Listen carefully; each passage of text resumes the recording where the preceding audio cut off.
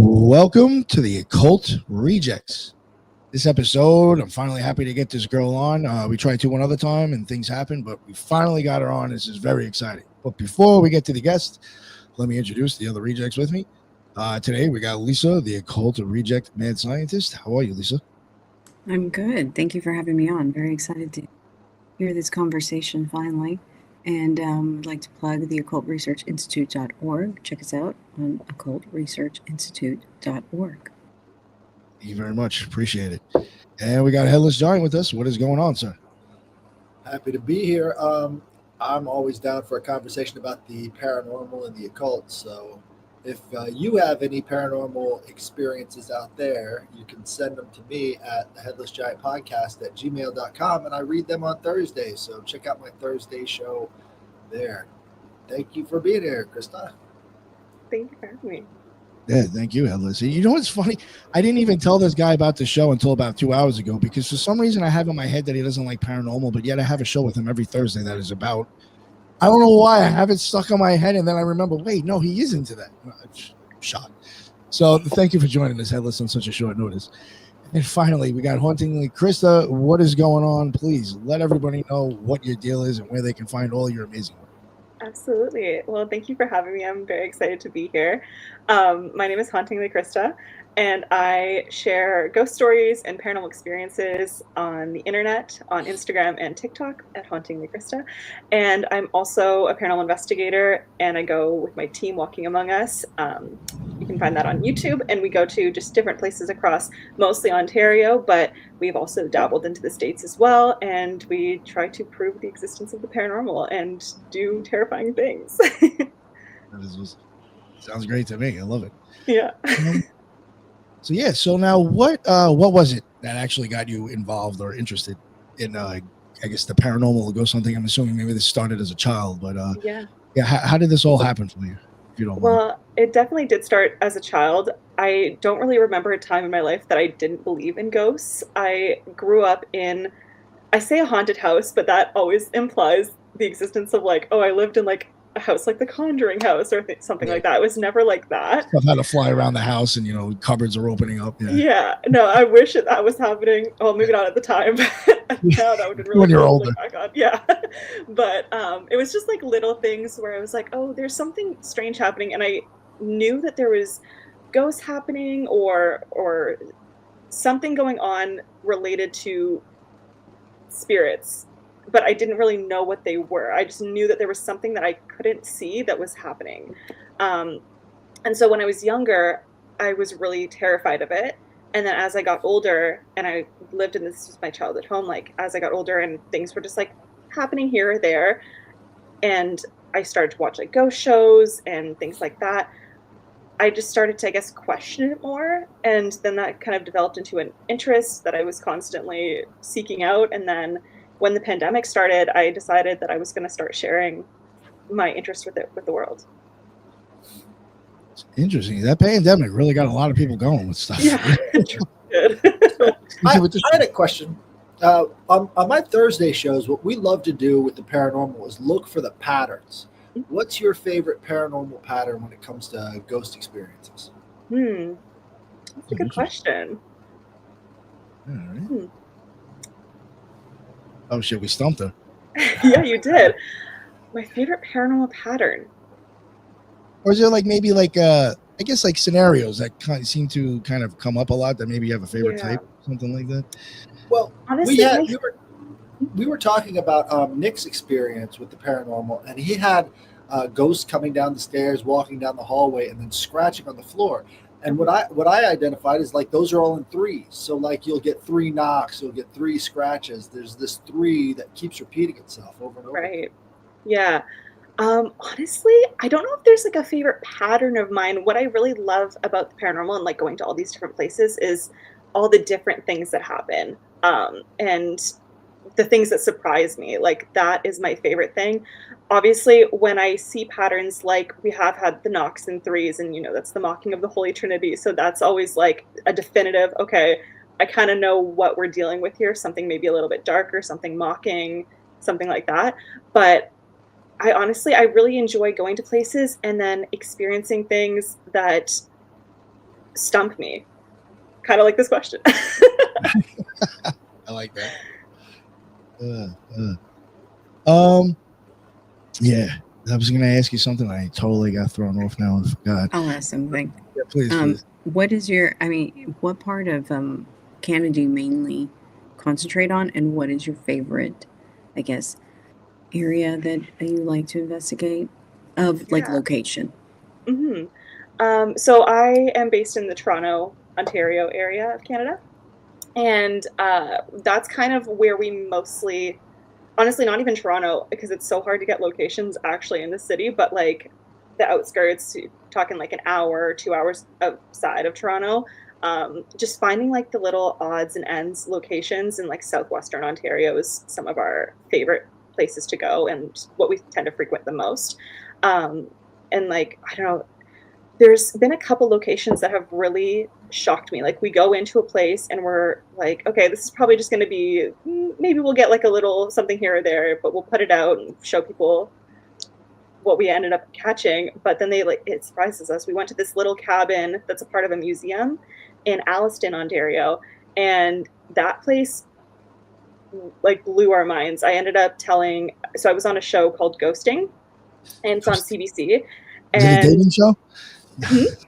That sounds like a dating show. It kind of does. But it's these amateur ghost hunters, and they're going into these haunted locations, and they're bringing different celebrities. So they have like a drag queen on there, and they had like different celebrities from movies and shows, and they bring them in and ghost hunt in these locations.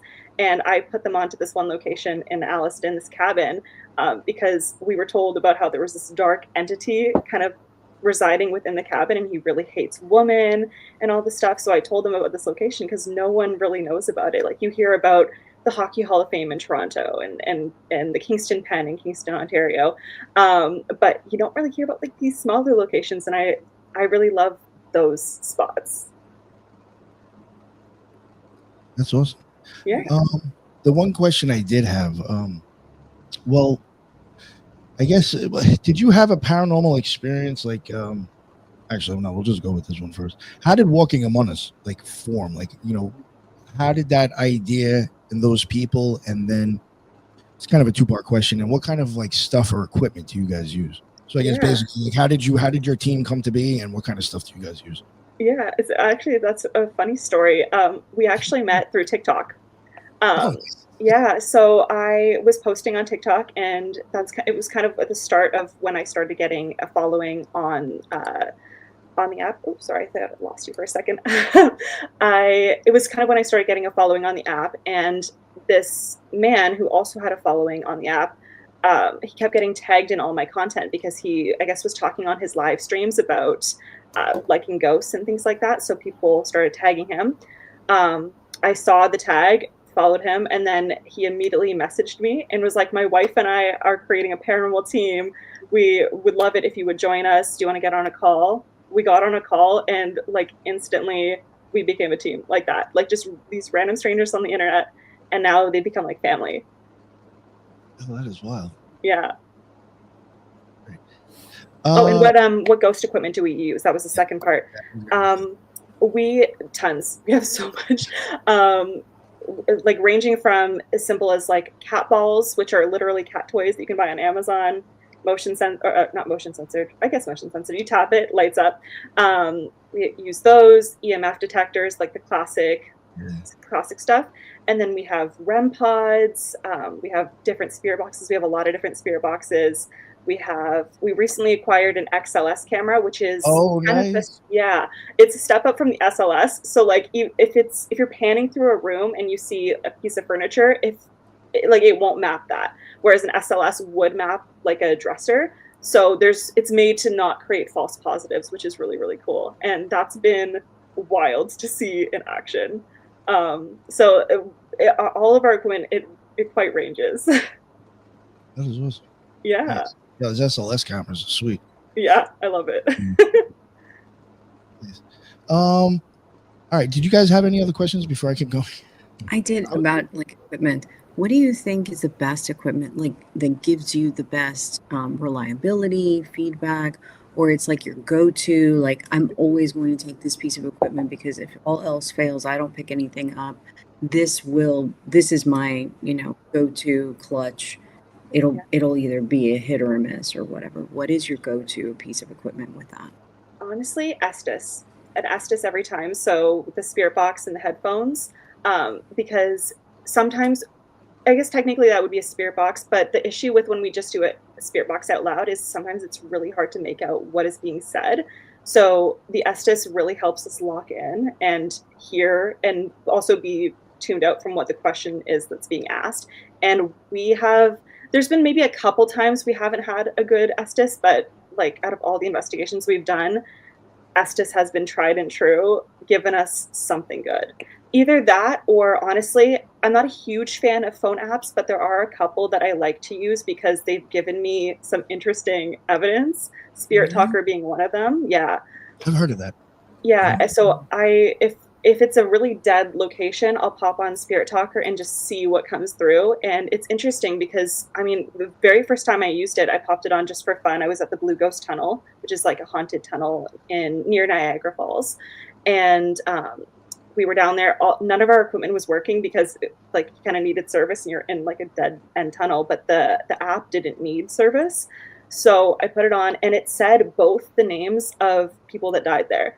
Charles, which is kind of a common name, and Abraham. That one is kind of what sold me because I was like, what are the chances it says Abraham in a tunnel where an Abraham had passed away? So I don't know. That's kind of what sold me on, okay, maybe this app actually has something going on. Weird. Yeah. Interesting. Wow. Yeah. So big. Yeah. What about you, Hillis? I think you had something you were going to say something too before. Well, yeah, I was going to ask about if you had a specific experience with poltergeists that maybe you wanted to talk about.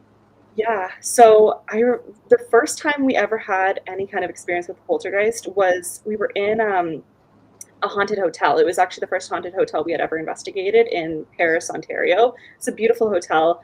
And they have like all their rooms are themed differently. And we were in the most haunted room, which of course was the Edgar Allan Poe suite. So it was very dark and edgy. And they said that a man had actually hung himself in that room. But it wasn't even heard of this place then. Oh, have you? Yeah. Honestly, I would recommend. It's beautiful and very spooky. I've heard of that. Yeah, the Edgar Allan Poe, a guy killed himself in the room. Yeah. Yeah. So it wasn't even in that room that we had experienced this poltergeist activity. We went down to the cellar and we were doing a couple things. And the first thing that happened was we were doing, we had the REM pod out and we were just asking questions. And then all of us, there was the three of us, plus the lady who kind of let us into the basement, who worked there. And we all heard a man's whistle coming from around the corner. And we're like, okay, weird. We went to check. No one was there. And then my teammate Kelly, Rafe's wife, went into this back room and she was just chilling back there. She had her camera. She was asking a cat ball a question and she caught on camera the cat ball being pushed. That was the first time that's ever happened. And I think the only time. So that's the closest thing we can relate to a poltergeist. Oh, actually, sorry, I lied. That was the first time a poltergeist kind of activity happened, something being physically moved. However, a more aggressive time, we were investigating in this bar in Barrie. It used to be, I think, it was called like the Saloon and Eatery or something like that. It's under different management now. But when we went there, that's what it was called. And it was probably like 3 a.m. or something like that. It was ridiculously, because we had to start after the bar had closed. And we were doing a dowsing rod session in one of the booths. And I'm recording Rafe, and we had a guest with us. And Kelly's behind me, the bar owner's behind me. And all of a sudden, we hear this massive crash. We freak out. We run towards the bathroom where the crash came from. And we noticed that the soap dispenser that was pinned against the wall was on the floor inside one of the stalls. And we replayed the sound. It was like something had thrown it over the stall and it bounced off the walls and like landed. Because it was like, boom, crash, crash, fall. And yeah, that was crazy. We had no explanation for it. Is there like a specific time when you see most activity? Like, have you ever, I don't know, just kind of like from a experimental point of view, like say you go to 5 random haunted places and Yeah. you start at 4 a.m. all the way to 4 a.m. the next day. Consistently in those 5 locations, is there a specific day of time that more activity is observed? Honestly, I feel like, because everyone says like, or between 2 to 4, like, because it's the witching hour. And we have had quite a bit of activity during that time frame. However, honestly, because sometimes like we investigated a haunted strip club and we had to do that before it opened. So we were in there, I think at like 4 p.m. to 8 p.m. random time. Like it was still daylight outside. You couldn't tell, but it was. And we got so much activity. So it's like, honestly, I feel like if you're going in there and there is activity and or whatever's there wants to speak to you, it's going to speak to you no matter what time it is. Got it. Yeah. That makes sense. Just based off of all, like, because we've literally investigated all times of the day and there's never really a consistent. That's interesting. You mentioned the bar. I think I was telling Headless recently that there was a place. It was in Smithtown, Long Island. Me and my friend DJ'd at it a bunch of times. That's the only reason I probably knew the place existed. But it was called Katie Donegan's, and it's actually been on. I think Zach Baggins might have been there, or Ghost Adventures, like an actual real fucking show.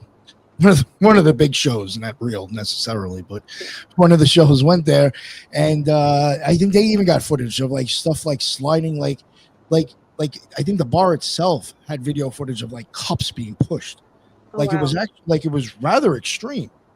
So it was just interesting how like the bars like sometimes do exhibit like kind of close to poltergeist activity that I've noticed. But yeah, it was pretty weird. But do you know the ancient Sumerian word for altar? No. It's bar. So when you're going to the bar and you're ingesting the spirits, there's a big crossover between hauntings and bars because of the emotion, spirits, drinking, and right. Yeah, with bars. That's not intentional at all. We have some questions in the chat. I want to make sure I get to them, even though they may be kind of like, out of whatever, off topic of what we're talking about. But any ghosts ever follow you home? The hitchhiker effect? Yeah, a couple times. There was one spirit specifically that liked to bounce between our team because, well, I mean, we had a medium tell us exactly like who they were and kind of what they were doing. So that kind of verified it. But it was almost like we would investigate and then one of us would go through like a really low period and then we would investigate again and another person would go through a really low period. And we would constantly get this name coming through that had nothing to do with the location. It was Steven, which is kind of a common-ish name, but it was just interesting that it would constantly be happening. A medium then verified that this Steven character was following us home and then cleansed it from us. We haven't had any Stevens come through since, maybe once at an actual location that might have had a Steven, but that happened. But I think one of the like scariest moments was probably before I even started paranormal investigating. I went to a haunted location because I just wanted to check it out. I actually didn't know it was haunted at the time. I wanted to go there because it was like this beautiful tower in Waterloo, Ontario, and it just looked spooky and cool. So I was like, I want to go check it out. Found out later that it was likely haunted. But after that point, this was at our last apartment that we lived in, and when we first moved there was no activity at all. It was very calm, especially coming from my last house. I was like, okay, there's nothing here. But all of a sudden, after I went to that location, things started happening in the house. Like I'd see shadows all the time. And I remember I woke up it was like 3 a.m. this one night. It was like a couple weeks after. And I see this man standing, like our bedroom door was open. There, you could see the light from the kitchen. So this man was backlit in our bedroom door. And I thought it was my husband at first, but I looked over and my husband was right next to me. But for some reason, I decided I would get up and like try to get closer to this random man in my apartment because I was kind of waking up still, so I wasn't really sure what I was seeing. And then as I stood up out of bed, he turned and walked towards like our office area. And there's no exit, no window, no door there.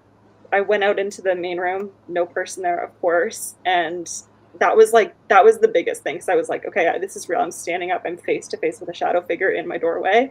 And then from then on, it was like my dog constantly barking at nothing, seeing shadows. One time my husband was in the office and I saw a shadow figure walk into our kitchen.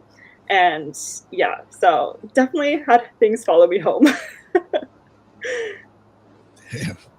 Yeah. Fuck that. Yeah. That's good.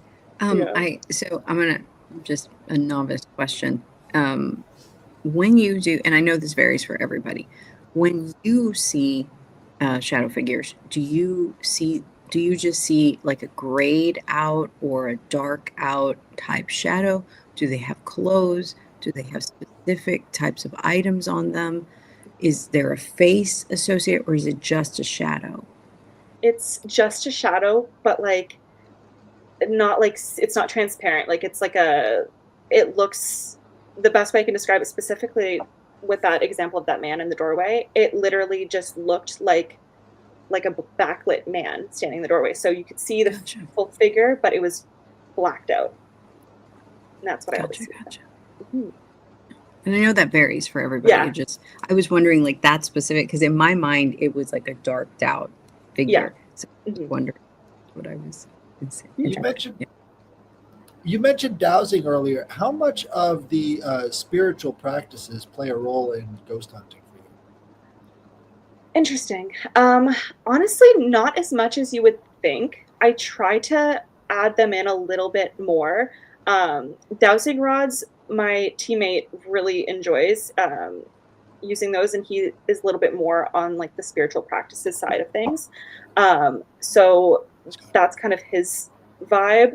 I'll use them from time to time. It's just not really my jam. I try to bring in those practices. Like I'll sage, I'll use Palo Santo.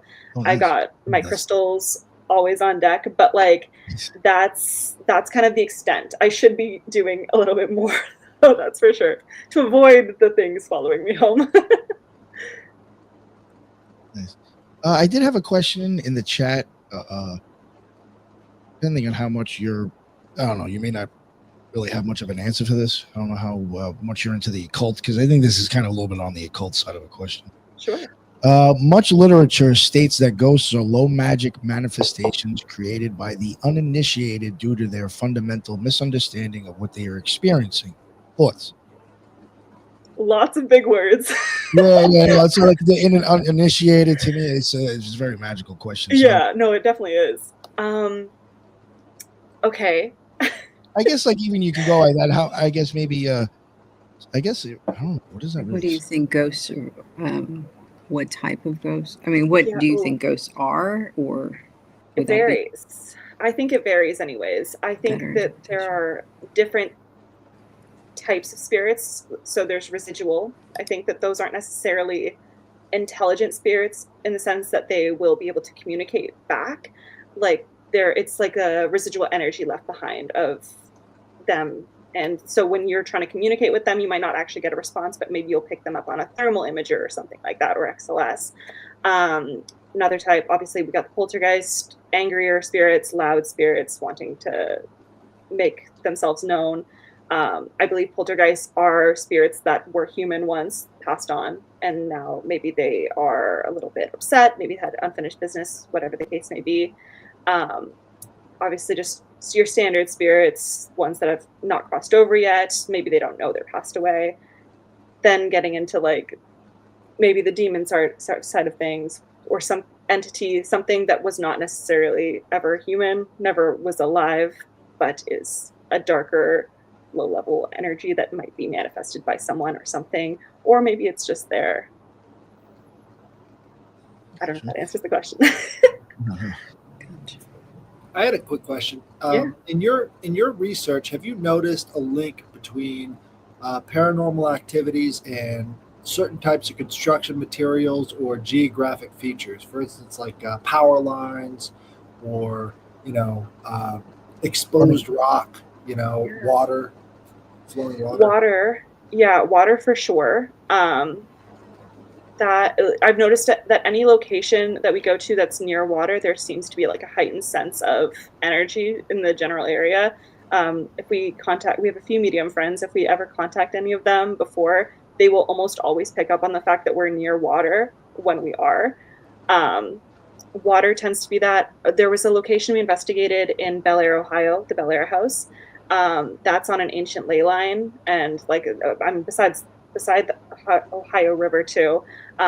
It's like on an native burial ground as well. So I feel like any kind of those geographical elements will definitely play a factor as well. If it's on some sort of burial ground or, I mean, with Bair House too, there was the mine explosion that happened like right where the house was. So that kind of created a portal. And I feel like that's a very real thing that can happen as well. If there's some sort of big event that can cause that kind of energy shift. Yeah. Yeah. Trauma. Exactly. Yeah.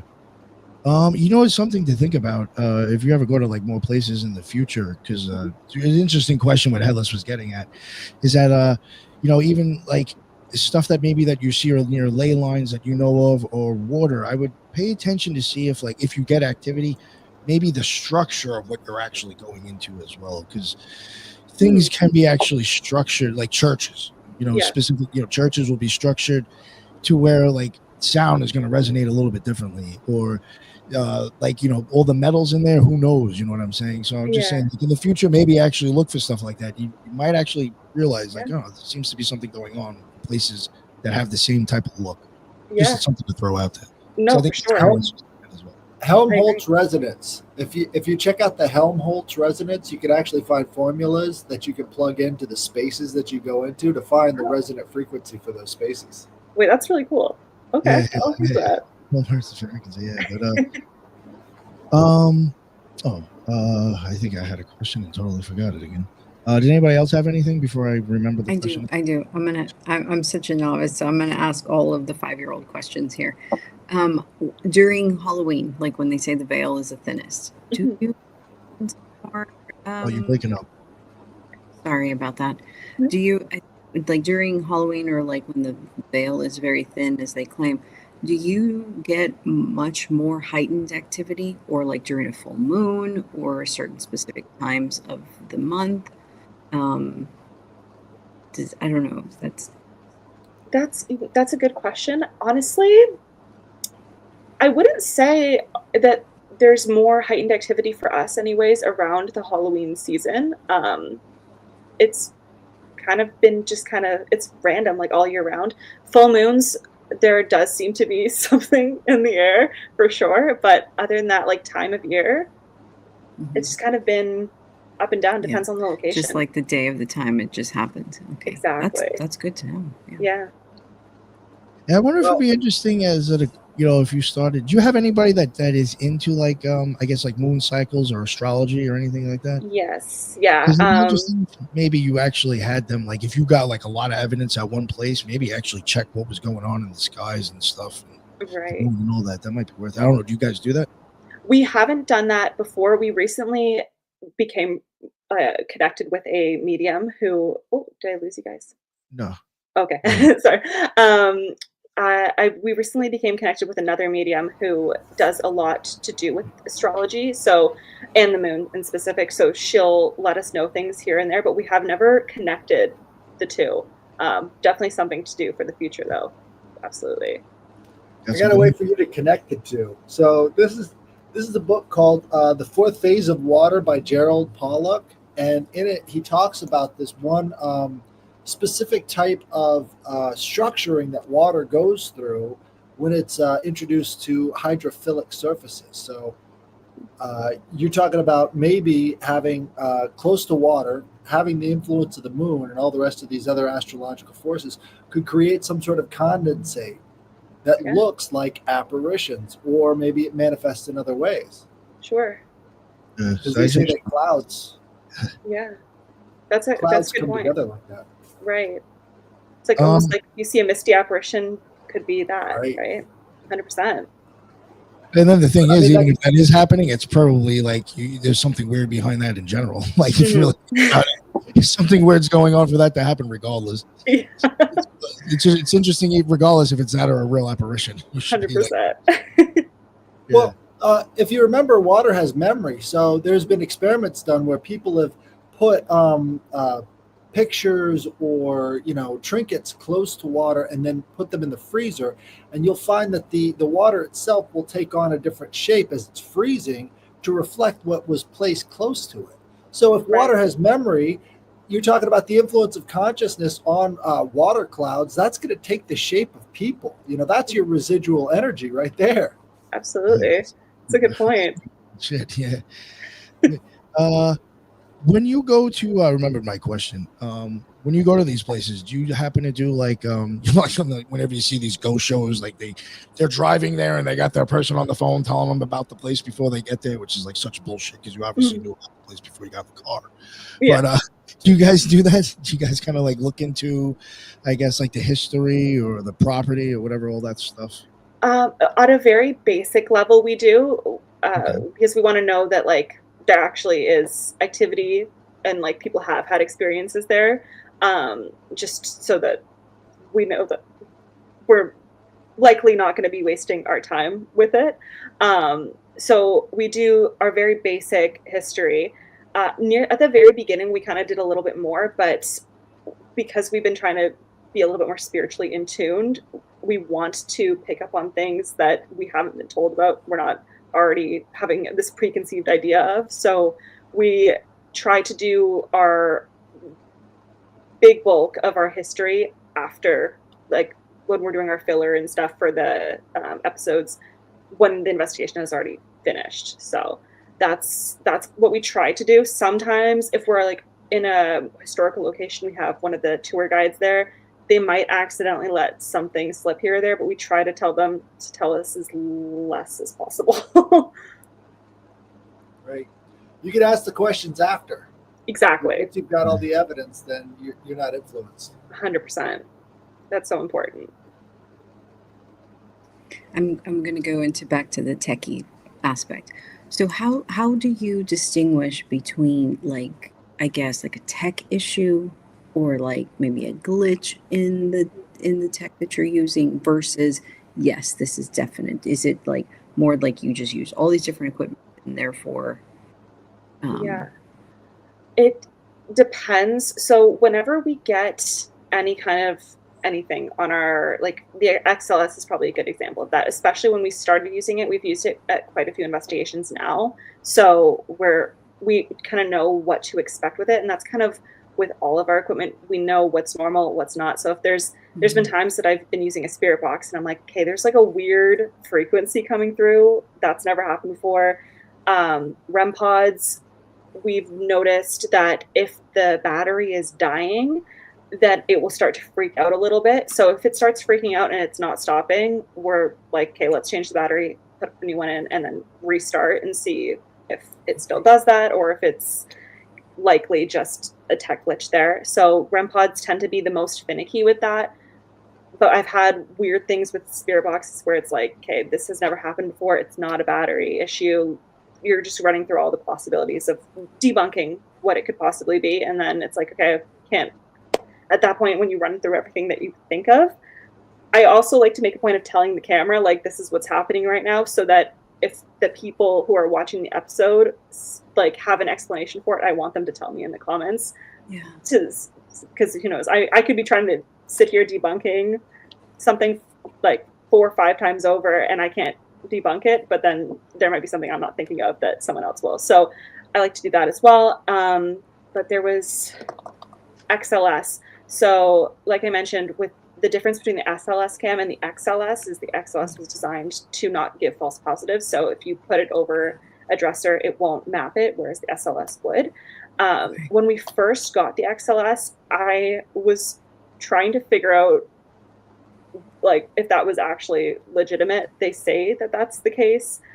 Obviously, could that be inaccurate? Maybe. But what we've noticed with how many times we've used it so far, we'll bring the we'll like scan it through a room and then it won't capture anything, and then maybe we'll scan it again, or like we'll have it sitting facing a section of the room, and then all of a sudden a stick figure will appear in like a chair, and it wasn't on that chair 5 minutes ago. So Yeah. we'll do things like that. We'll also start asking it questions like, can you raise your hand for us if you can hear us? And so if it starts to move its hand, that's more intelligent response. So then in a way, I feel like we're debunking it in that way. Yeah. But then again, I guess anything could technically be written off as technological problems or glitches, but I guess we try our anybody best. can do that. Well, and it Yeah. sounds like you become like you have to become so fluent with the tech that you Yeah. have, in addition to the investigation. Like you not only are like having to know about the different techniques of investigation and kind of knowing all the ins and outs of it, but now you have to also become a tech person and troubleshoot and become super fluent with your equipment. So that's very, very interesting. But anyway, the question that Nick put up is a great question. Do your batteries drain oddly?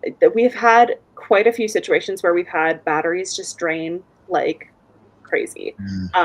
Sometimes to the point where like we can't even film because, or like maybe we'll film a very, very small amount, but we have tons of battery packs now. So we'll get, I know specifically for our Phasm cams, we like to use that as like a static camera. So we'll set it up in a room and we'll go off and do something. So we'll see if it does anything. There's been times that we have those hooked up to 2 battery packs. And that's kind of our setup when we are overnight in locations. We'll set up the Phasms with those battery packs so that we're recording ourselves sleeping all night to see if anything happens. So those are made to last on a full battery on both those battery packs plus the camera battery all night long.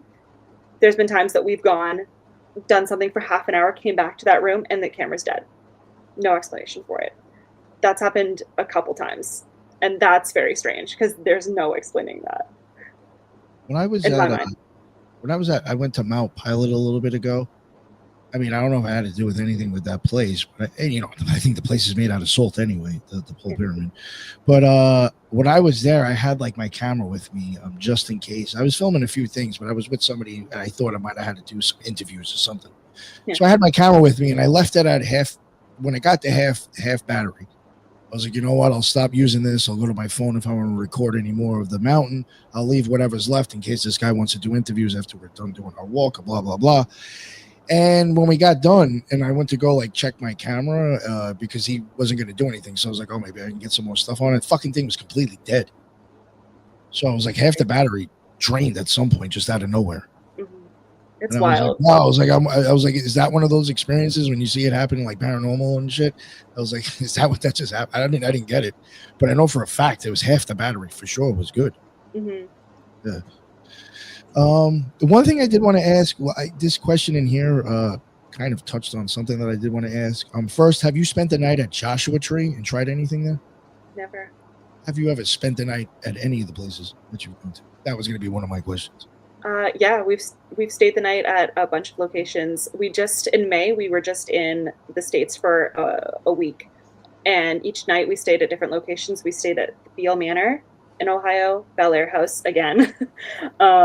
We stayed at Grand Midway in Pennsylvania. We stayed at the Doss House in Pennsylvania.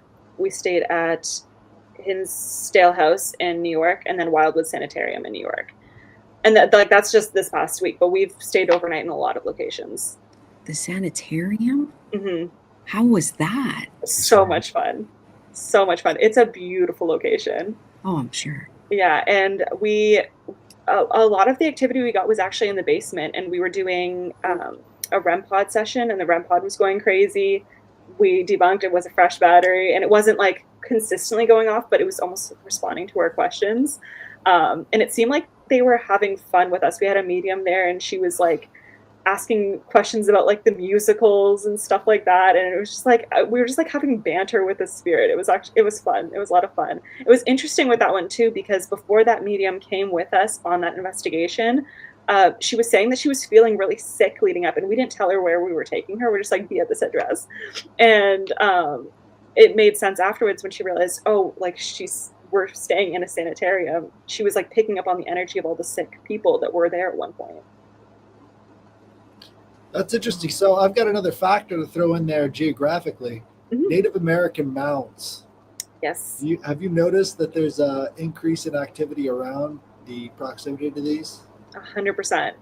100%. And specifically with the Hinsdale house, that one, I believe, I don't know exactly off the top of my head how close it is to a native ground, but there's a lot of native indigenous stuff happening in that area.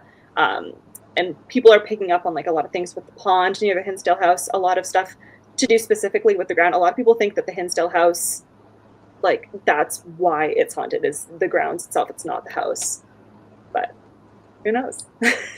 Speaking of location, has there ever been a location that you've gone to that you just felt like it was 100% malevolent?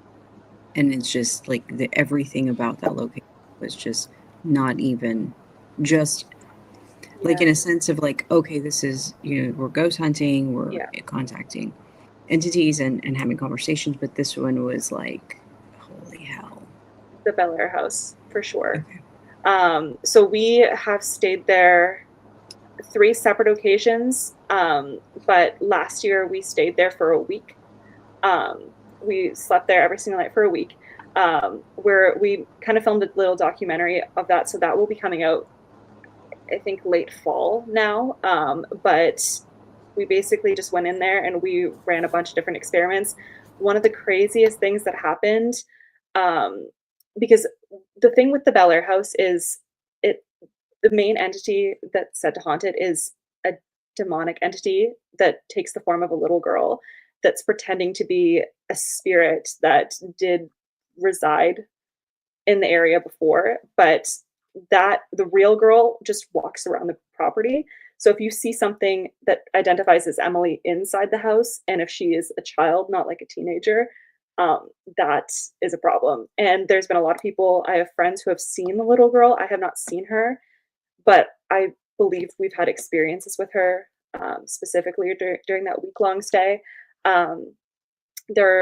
We had another team come in and they kind of did some work with us when we were there. And we were doing an Estes method up in the attic, which is where Emily is said to kind of hang out the most. And this kid, he is behind me. He's kind of just watching from the side. And my back's against the wall. I can see him out of my peripheral, and he keeps complaining about like heat. It's like my back feels hot. And when the Estes finishes, one of his teammates comes over. I think Rafe came over too, and like decided to check his back because he kept complaining about it. There is 3 distinct claw marks down his back. I've never seen anything like that. And there's the 3 again, right? 1, 2, 3. They were like welts. It wasn't bleeding, but like it, when you scratch yourself and it's like hard enough, like it kind of raises. It was like that. It was the wildest thing because I knew he hadn't scratched himself because he was right beside me. I could see him, and he's just sitting there complaining about heat, and all of a sudden, there's massive welts on his back. It was absolutely crazy. We got Donald over here, I guess, asking if you tried the Zach Baggins approach. Do you ever try to tease him or shit talk him? We try not to. We try not to. It's actually funny. When we stayed at the Beale Manor back in May, that one we were really excited for because there's said to be like a lot going on there. People are said to be scratched in the basement. So we're like, I mean, cool, but like not cool. Like kind of scary, but we're excited. That location is the only location that we have gotten nothing at. We haven't released the episode yet. We will. And who knows, we might have caught something we didn't see on camera, but we caught nothing. We were getting so frustrated to a point. We went into the basement where this thing is said to scratch people. And we said, you know what? Scratch us. Like, do something. Okay. Nothing. It didn't do anything. That's the only time I've ever teased it because we were so frustrated. We're just like, do something. I mean, someone got bitch slapped. Has like a handprint on the face. Oh, that'd be funny. There you go. You asked. Yeah, honestly. Yeah. But that's the only time we've ever like teased. Sometimes we kind of poke the bear a little bit to like provoke to a point where like it's like, hey, like give us something. Like we just want to, but like never like harmful. We're never disrespectful or rude or anything like that. The only time that it's ever been like intent was us literally asking to be scratched by some demon in the Beale Manor basement, and then it still didn't do anything to us. So As a tangent off of that, what do you think about like ghost hunting being now becoming super popular in the media? Do you like the awareness? Do you like that it? I almost feel like it's starting to become not flooded, but like more and more people are digging it and they're getting into it. for Do sure. you like that, and from a personal aspect or maybe from a professional aspect? How do Yeah. you have your opinion on what is your opinion? My opinion on that is I think it's really cool. I've always thought that the paranormal community is like a really welcoming space. Like when I first joined it, I was like, wow, this is really cool. A lot of like-minded people. It's a large community, but small at the same time. Like I feel like everyone knows each other, or like if you don't know someone directly, you know someone that knows someone. I don't know. It's there was a sense of community.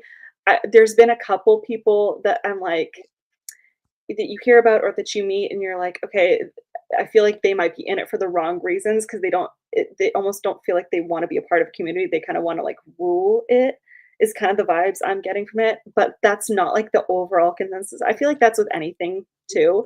But the only issue I have with what the paranormal community has turned into, it's not really it's kind of an issue. The fact that there are so many people out there that are doing it, which is awesome, cool, I love to see it. But because people are doing it, I think with a sense of they want to go viral, they want to be famous, they want to have this attention. There are so many people that are faking stuff, and that automatically, like, we have made a promise to never fake anything, and like that's why if we get nothing, you will see that we get nothing, or you'll see stuff that maybe you'll be able to debunk, and maybe we were wrong about something, or you can't debunk it, but people are going to say it's fake. We know that it's not, but that's just kind of what the community is now. It's like no matter what you get, you could get some of the most damning evidence, and there's still going to be people calling fake on it because there are people out there that openly fake things just for the entertainment or the virality of it, and it's like that I don't like. But that's just kind of Have you? Yeah. This is a good. I like how you went here. Have you ever found that it seems like stuff that's being faked seems to like kind of take over, and the actual possible real stuff isn't even considered legit? Yeah. You find that happening? I can see how that could happen. I Happens in the can't think of an conspiracy example. community for sure. That's why I'm asking Yeah. you. No, I definitely could see how that could happen, and not even just with that, but like there's been locations that I've gone to that people say are haunted, and like you hear about like XYZ stories, so you kind of have an idea of what to expect. There was a cemetery specifically that I'm thinking about just outside of Toronto, and people said that you could hear like dogs barking and stuff, which ended up being debunked because there's like a guard dog kind of not far, but people still said that like mediums have been there and they've seen figures inside the church on the property and things like that.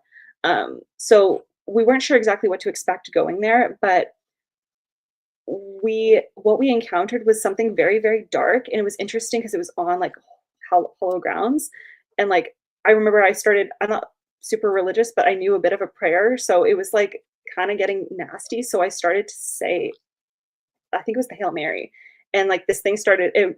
Rafe was under Estes, so he didn't hear what I was doing, but he started being like, "Fuck off!" Like I said something about Jesus, and I think he said no, no. I don't remember exactly, but like it was very like I'm being super religious, trying to keep things not dark, and all of a sudden he's like cussing me out, and that got me thinking in specific, kind of with what you were saying, not necessarily about like there are situations where I feel like maybe there's a rumor that's been told about a location and people think that that's what happens there when there might be something else going on. But I think that there's a lot of people that go to these haunted locations and they're trying to investigate, and they might conjure something that was never there to begin with. So there is genuine activity happening, but it is dark or not good, or something that was never supposed to be there, just because people are messing around with things that they don't understand. And that cemetery is kind of what got me to that point, because I was like, that makes no sense. Why would something be like that in a cemetery of all places? But who knows? It's a theory. Well, I mean, and I think what, I love Nick's question, and because I had an earlier question, like, how do you deal with skepticism? But I think with everything that you had said, with using different techniques, using different equipment, filming everything and telling them a play by play, I think mitigates or minimizes some of the questions that people may have. But I do think, yes, I mean, you have these sensationalized type characters that are wanting to cash in, right? They're wanting to, make room for themselves in the market. And so, and I do like that. They use multiple techniques, multiple tools to kind of wade through any kind of, maybe it's not that, or maybe it's this. Right. Yeah. But Something that I wanted to ask is this is an interesting question that I have. I'm going to be totally honest too. I had my own questions, but while we were doing this, I asked ChatGPT to give me some questions on you. And it's one of them that it's asking. I'm like, holy fuck, has this thing been listening to my show? But I'm trying to think, like, how do I even ask this? But I guess I'll ask the question the way it's asking, and then I'll maybe add to it a little bit. And this is kind of going on, like, the first question I asked about, like, people on social media kind of like judging or predetermining what's real or what's not, especially when they're not even in the field themselves. Yeah. With that, how do you keep your personal belief in check, especially when followers want everything to be a demon? Do you have that problem to where everybody seems to always want to kind of like go to one direction, and because your personal beliefs, you're like, I may not think it's that, not saying it's not paranormal, but now you find yourself like not sure if you want to be honest because everybody else wants to consider it a demon, and if you say it's something else, they're going to think you're fucking stupid or something. That's a good question. Do you ever find yourself in that type of situation due to, I guess, misconceptions in people who don't practice ghost hunting, or people, just fans that really just don't understand? Yeah, that's a really good question. I think not so much. I feel like I don't know if it's just because I'm really strong in my beliefs. Like, if I'm telling my audience something that I believe, if I'm saying, okay, I don't think it's this, or I think it's this, that's my opinion. The only way they can sway me from that is if, like, they're gonna like explain something, like debunk it, and like tell me like, oh, this can't be this, like that's this sound, like that's what the house is doing, that or whatever. I'll accept that. But like if someone's like, oh no, that's definitely a demon, like I get that. I get comments like that all the time. People will be like, yeah, like they'll see like, oh, you're playing with devil stuff, like, I just ignore it. I'm like I know what I'm doing. I know I'm not. You get know crazy religious people calling you like a Satan worshiper or like a Satan. Really, I didn't think of that happening, but nowadays I can see how like radical people are getting, where they'll call ghost hunters Satanists now. Yeah, we're playing with the devil. Sometimes I make jokes about it, sometimes I ignore it, but like I get it, like I understand it's their beliefs, but it doesn't affect me. Yeah, not at all. Good, it shouldn't. Nice.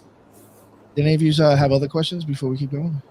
Yeah, I had a quick question about the laser camera that you were talking about, the one that creates the stick figures. That's XLS, yeah, that was part of the Xbox back in the day. They had one of those cameras on top, and it was giving people feedback of people who weren't there, and that's why they started using it in ghost hunting, I believe. Mm-hmm. So what do you believe those lasers are interacting with that would create the deformation that it shows up as a stick figure? My assumption, it was picking up on the energy, the figure, like whether it be like a heat or a cold something, but it was, when it's picking up on that, my assumption is it's picking up on something that is such a strong energy that it is able to manifest as a figure to the point where this device is capturing that. That's what I assume, but who knows? I guess at the end of the day, it could be technological glitches, but I don't know. I'm leaning more to it being legit. Well, it's funny. There's a guy who recently did a DMT thing where he's shining a laser at something, and then he has somebody on DMT, and they're seeing like the code in the matrix inside of the laser pointer, right? So I thought, what if there's some kind of an interaction on a quantum scale between whatever it is, so like kind of interplay with the photons, you know? Interesting. I never thought of it like that. I'm not like a super big like science-y person, so like my brain doesn't go that way, but I can see what you mean. That would be really cool. All the ways like the dimensions could all like interact is mind-blowing to me. Like when I start to think about it too much, my brain starts to hurt. I have a quick question. So it is said that cats and horses have a larger or generate a larger electromagnetic field from their heart, in so much they can influence others around them. And I have been told that cats and horses are much more sensitive to picking up disturbances or changes in electromagnetic fields. You get the spook thing from the horse, or even cats that will see things that are out there. I think it's because they're constantly on LSD, but whatever, that's just my own opinion. But have y'all ever incorporated maybe bringing along a dog, and or if you've been to an area where there's horses, that the horses are constantly spooked, or a cat or something like that? Have y'all ever, I don't know, any kind of experience or any information on that? I definitely believe that animals and babies, I think, are like, or super like little infants, I feel like they're all very susceptible to the paranormal. I'm That's not a really good sure one. why, but I like what you were mentioning about like the energy that they give off. I feel like that could very well be the reason why. But I definitely have thought that that plays a factor. I've grown up with cats in my house my whole life, so when they would stare at something or like be watching something that's not Yeah. their move, I'd be like, okay, what's going on? When we were living in our last apartment, we have 2 cats and a dog, and the cats have never really given anything in our last place, but our dog, like he definitely picks up on things. Like he'll bark at nothing. And like he only barks, he's not like a huge barker, like just for fun. Like if he sees someone walk by a window, he'll bark at them. Or if he hears someone on the other side of a door, he'll bark at them because he knows like someone's there. So like if that's not happening, there was one time I saw him, he was staring at the wall in our kitchen, and he was just barking at the wall. And I'm like, okay. So things like that. We've never brought an animal on an investigation, but one of the very first things that I did, I was invited to an old army camp base that one of my followers lived on, and she brought us out there. So I brought my husband and our dog to go check it out, and we were walking through the old trails, and all of a sudden my dog stopped and he started growling and barking at like this like fork in the road. There's nothing there, no animal, and that was the only time that he's ever been like in a haunted place for sure. I mean, my apartment, give or take, I guess that's up to interpretation, but like for sure, like we are at this place that is haunted, and he is acting crazy out of nowhere. He was fine, and then all of a sudden at this like random fork in the road, he just starts barking, backing away. He doesn't want to pass it. Yeah. Oh, it was like Kate's 3 dogs. He just came. Interesting. Hylas, you muted, unfortunately. Sorry. That's what she's associated with. The 3-way crossings are associated with Hecate, and she's got the Hounds of Hell. So, having an interaction there might not be too out of the ordinary. Oh, I don't know about that. Yeah. Oh. Yeah, Crossroads and Hecate is like associated with that. She's got the Hounds of Hell with her. She's a 3-headed goddess too at times. 3-headed goddess of magic. So yeah, she's a badass bitch. The more you know. That is news to me today. That's creepy. That happened years ago too. Oh man, I love that. Nice. I got some actually some questions here. This thing actually spit out some good questions. Some of them are actually a little much. I don't even think I'll ask on the show. I don't want to put you on the spot. But this thing's like even asking about like authenticity on TV and shit. I'm like, yo, this is some I mean, bullshit. go for it. I'm down for any questions. All right. I mean, I this one I do find interesting. I was kind of surprised it asked me to even have you ask this, but where is it? I mean, dealing with stuff on TV. Have you ever come into like fake stuff? Honestly, I don't know. I haven't faked anything. Is No, there? no. I'm saying, like, have they ever asked to kind of like sensationalize stuff? No, not to me. And not that I've ever been You do. I aware can't say of. it. They'll fire me. But Yeah, like I mean, again, I love the show Ghosting. A Ghosting shout out. You should watch it. CBC Gem. But I just know what I experienced there. When I went to these locations, there was one location that from the first season I went to prior and had the experience to tell them they should go check it out. So I knew that there was activity there. And then the second season, I had gone to that location for the first time, like to talk about the history and the hauntings of it. So that was like my first experience there, and there was definitely something weird going on. Specifically in that location, it was a haunted mansion in Hamilton, Ontario. It's now like a Freemason building, and shit. Yeah, they have like a auditorium, like chapel thing, and there's said to be a poltergeist in the chapel. Auditorium theater thing. And I was just roaming around by myself, and I walked into what would end up being the theater. And as I walk in there, like my heart started racing, and I felt so like sick. And I have never felt such an aversion to a space than I did in this place.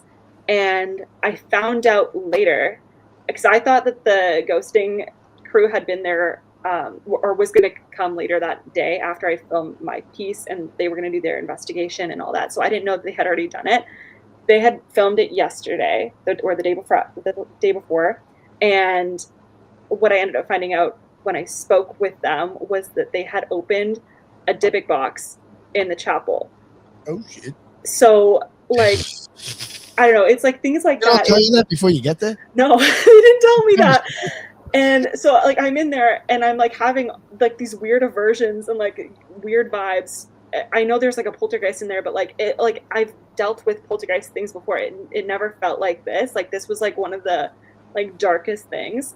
And the reason I'm mentioning this is because like when that episode came out and there's clips of it online, people are commenting being like, oh, that Dybbuk box looks like it's from Etsy or things like that. I don't know where that Dybbuk box came from, but what I can tell you is like no one ever told me anything. I think it's 100% real. I think that they are being authentic because with my experience, having no knowledge and then finding out they had literally opened a Dybbuk box, like that itself just speaks for the real factor of it, you know?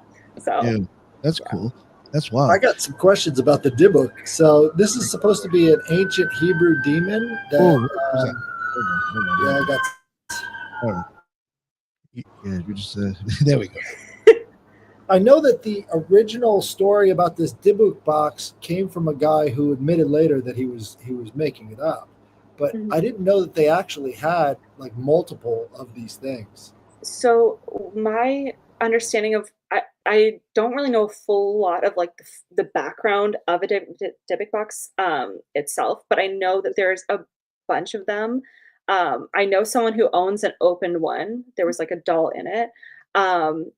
But my understanding is like, I guess if there's some sort of entity that you want sealed, you just seal it in the box. I think it's like a practice of it from my understanding. It's almost very, that whole idea to me sounds very like reminiscent of Solomonic magic.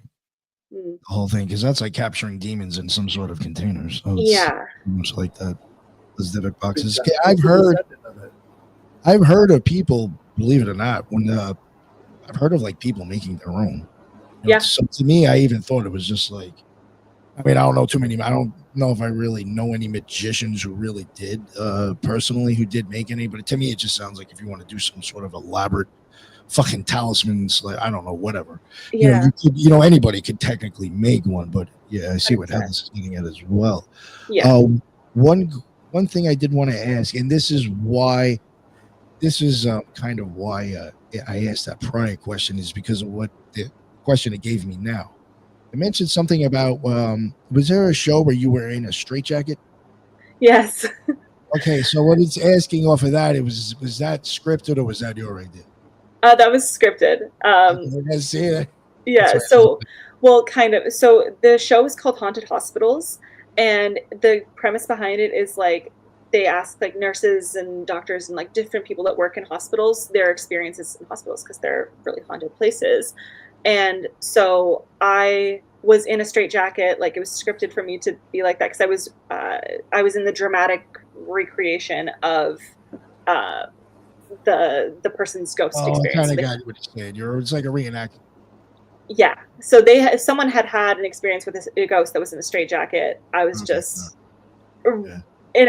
acting it out. Gotcha. Well, then that I guess makes sense. All right. Yeah.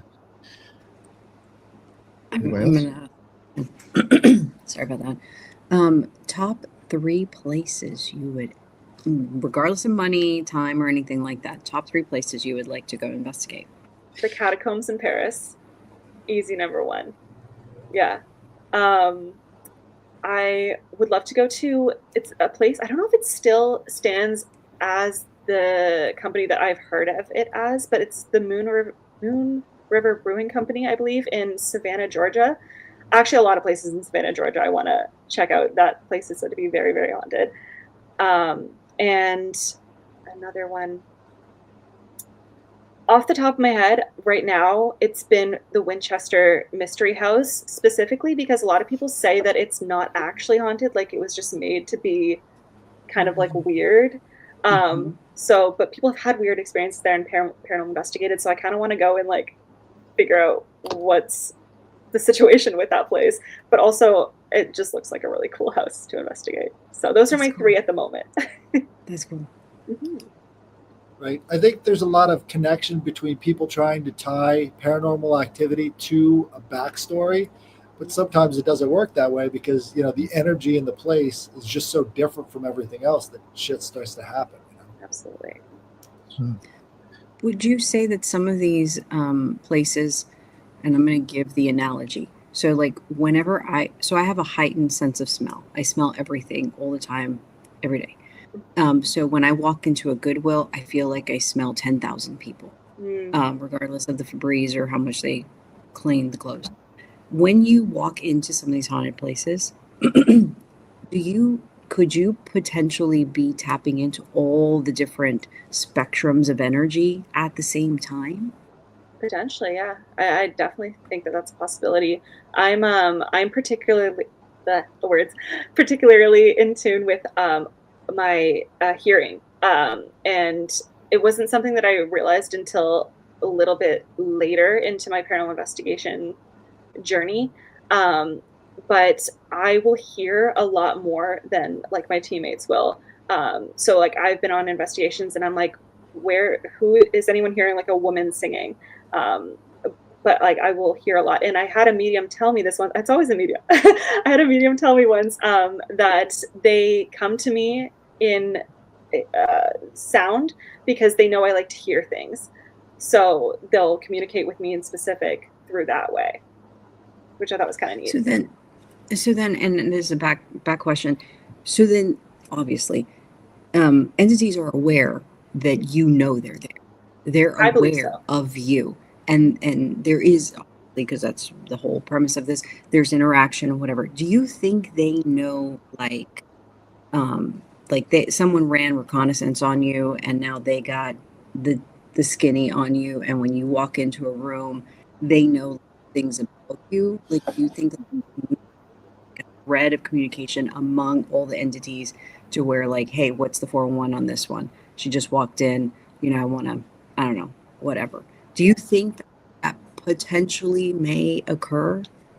I think potentially. I think it would depend on like the spirit, the energy, all that stuff. It would have to be a very intelligent spirit, I think, to do that. But I definitely don't think it's out of the realm of possibility, because I've like gone into places and I feel almost as if the spirits know me. And I've also been to places, and it's almost like it seems like they were waiting for you, like they knew you were coming, and it's like, that's weird. But I've had encounters like that a lot, specifically with the Bair House. Like I felt like the Bair House was waiting for me to get there before I had ever stepped foot in it for the first time. So I don't know. I think it's a very high possibility.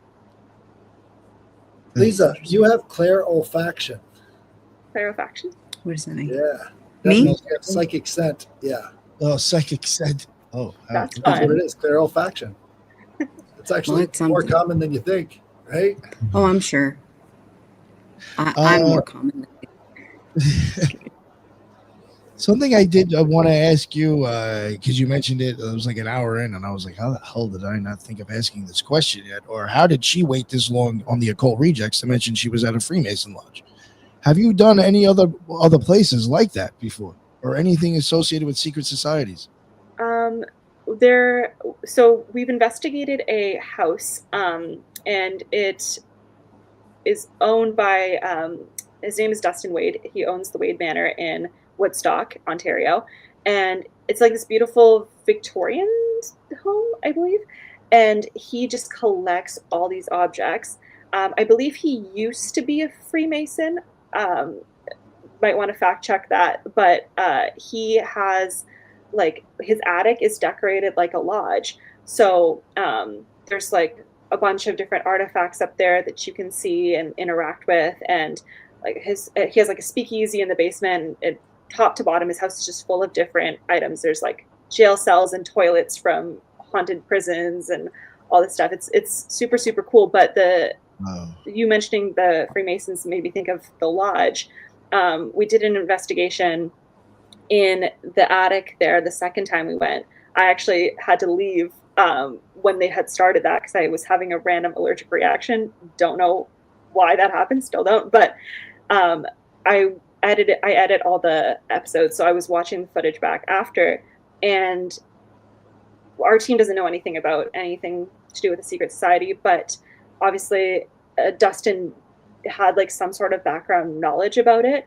So he is there and he's watching Kelly ask Rafe, who's under the Estes, a bunch of different questions. And all Dustin could tell us was like, this is making sense, but he couldn't he couldn't explain why it made sense because of like the secret society and all that stuff, but it made sense to him. So I thought that was kind of interesting. That's the only other time that we've ever done any kind of investigation in some sort of place like that, but it was really cool. Have you noticed lodges are next to funeral homes? I was going to ask that too. Mortuaries? I didn't know that. Yeah. Well, it's something. Actually, that was another topic I was thinking about us doing on the show again, with just get a bunch of us. But it's something we've covered in the past. I think between me and Lisa, and I think we also had Teresa on for one of them or something, or maybe all of them. We showed, I think, like well over like 100 lodges in the United States that all had like either funeral homes like next door or like 4-minute walking distance, like a couple of houses down around the corner. Some of them even share the same names. So we're like, oh, what is up with that?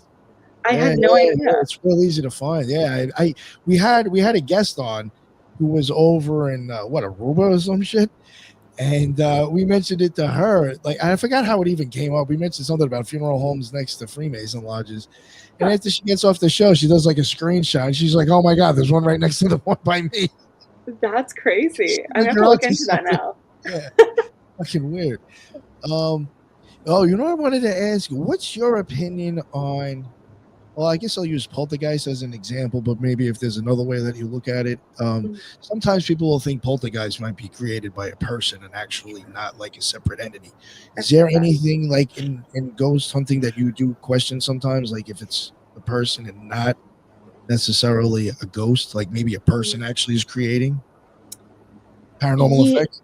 Yeah, there's like I mentioned with like the Salem Cemetery, unless I'm thinking of this question wrong, correct me if I'm wrong, but like there's been times where I've thought like things have been conjured, like in a space that wasn't originally there. So I guess like human made in a way. I mean, we investigated.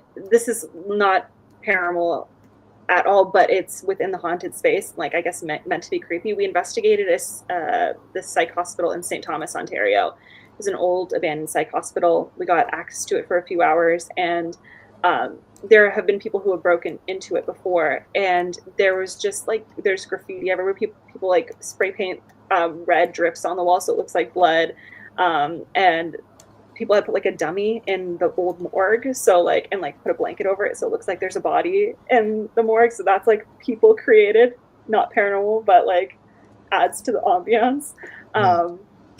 But yeah, that's the only thing I can think of with that.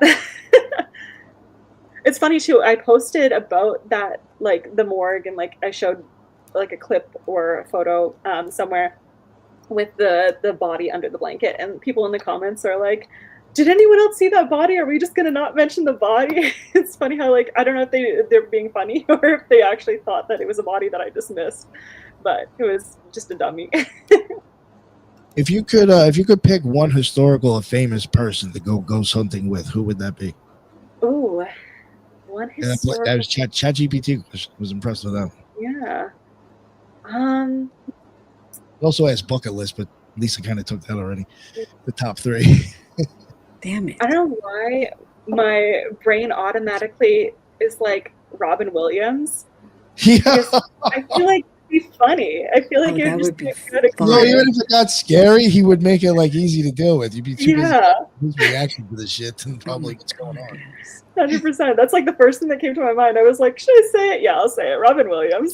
It's like almost like taking Aaron with you from Ghost Hunters, but better. Yeah. Hey, do you remember the cult that starved themselves to death waiting for Robin Williams to return from the dead? I was going to say Heaven's Gate, or it was kind of like that. But I didn't know what. That's new to me. Just go to that place. I never heard of that. You didn't? Well, it was Robin Williams and several other celebrities were supposed to return from the dead, so they were all, fasting, waiting for them to arrive.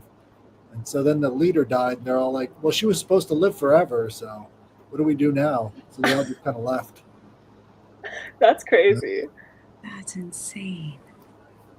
I thought you guys had covered that one before. Oh, wait, was that the lady with the colloidal silver shit? Yep. That's the one.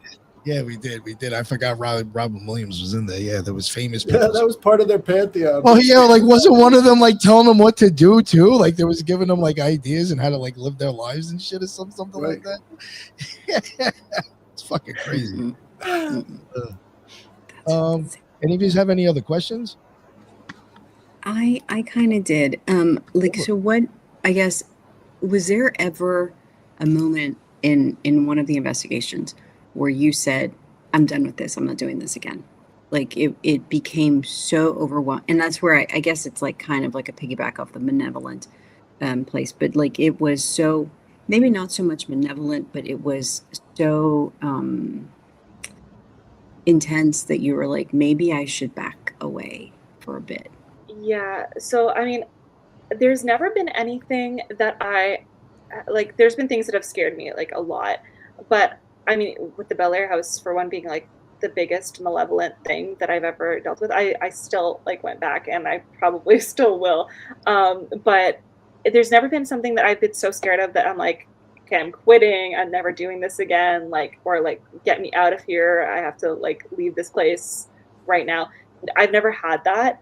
But there was an experience I had. We were in a old jail in Cornwall, Ontario, and it was like right at the beginning of the night, and our original team is like of 4 people, and we lose the 4th one sometimes because he has a bunch of different projects going on, so he'll like come here and there. So he was at this one, and we started by doing solos in the back of this tunnel basement situation of the jail, and basically it's like the cement hallway. It leads to a dead end that has like a spiral staircase that leads up to the courthouse.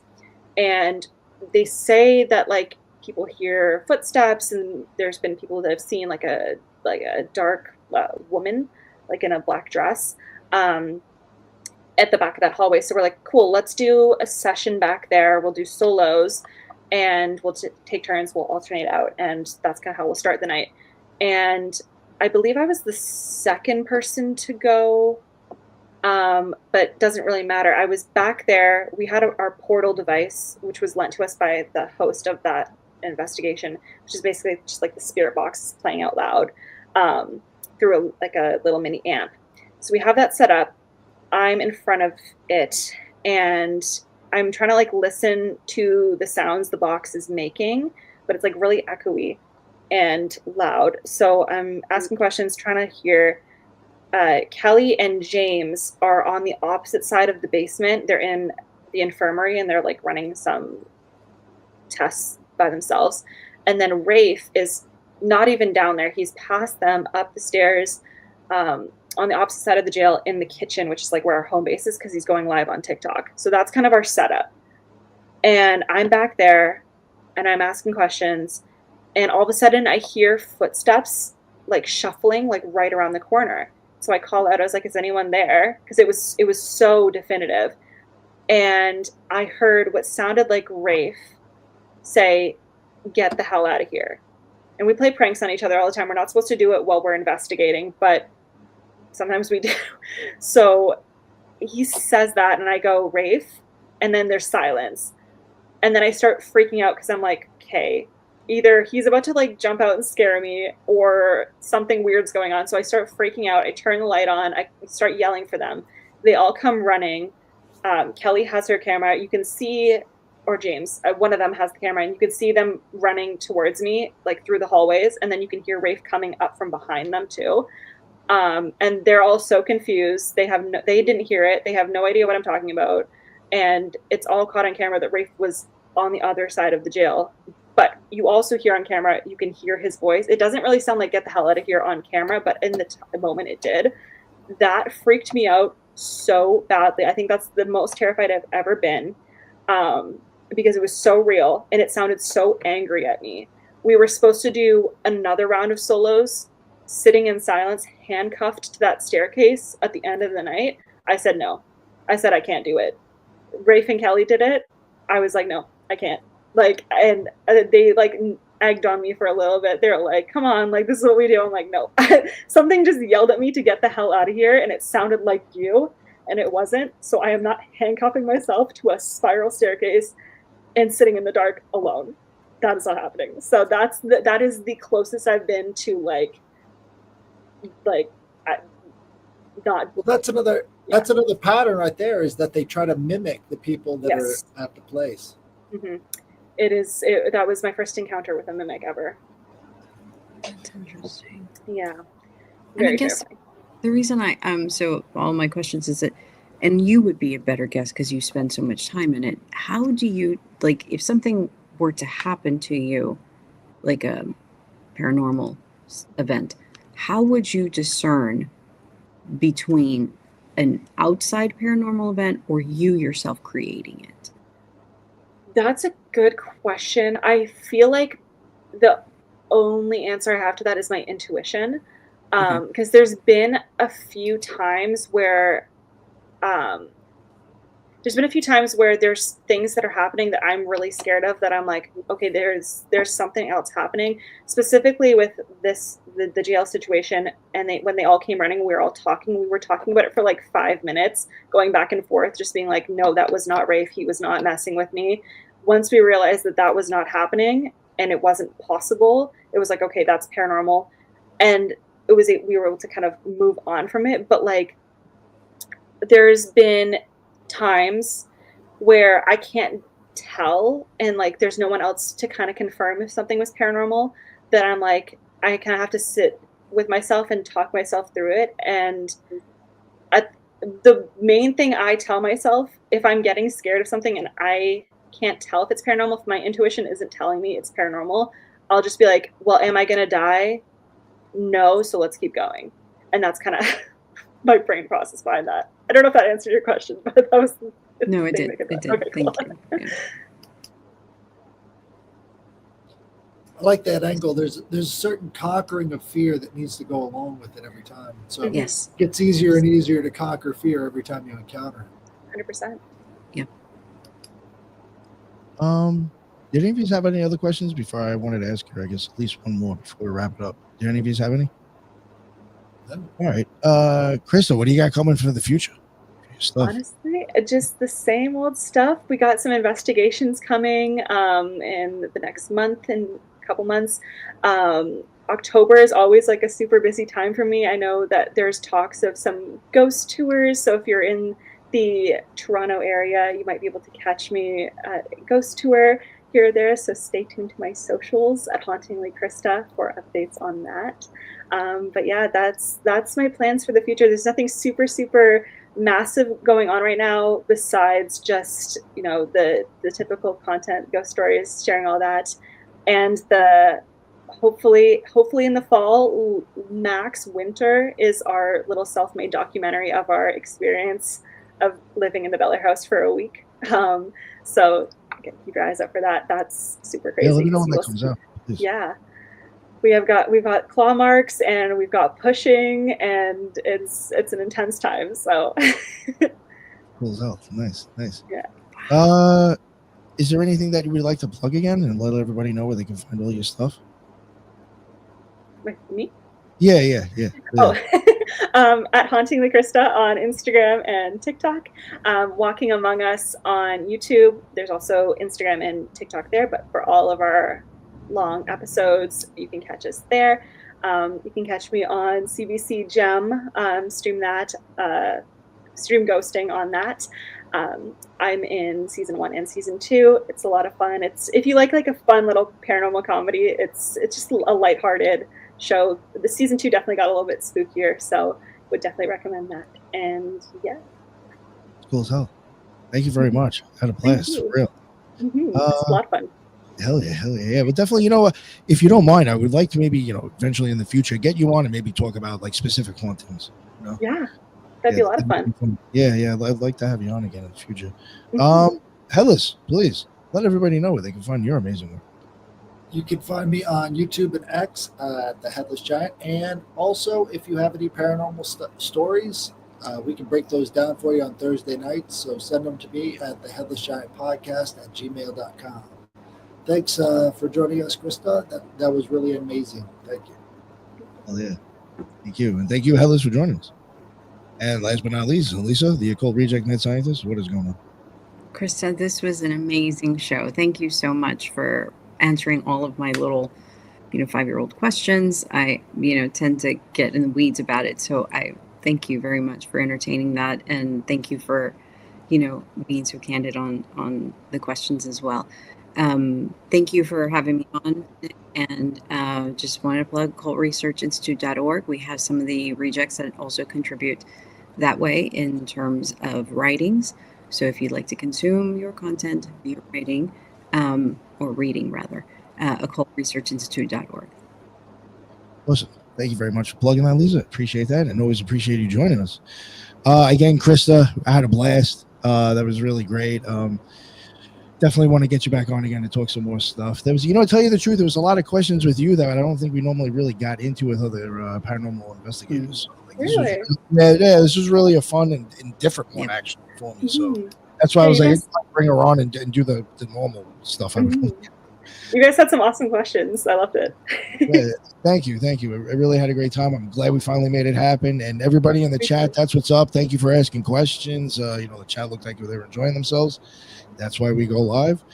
And until the next one, everybody be well. Later.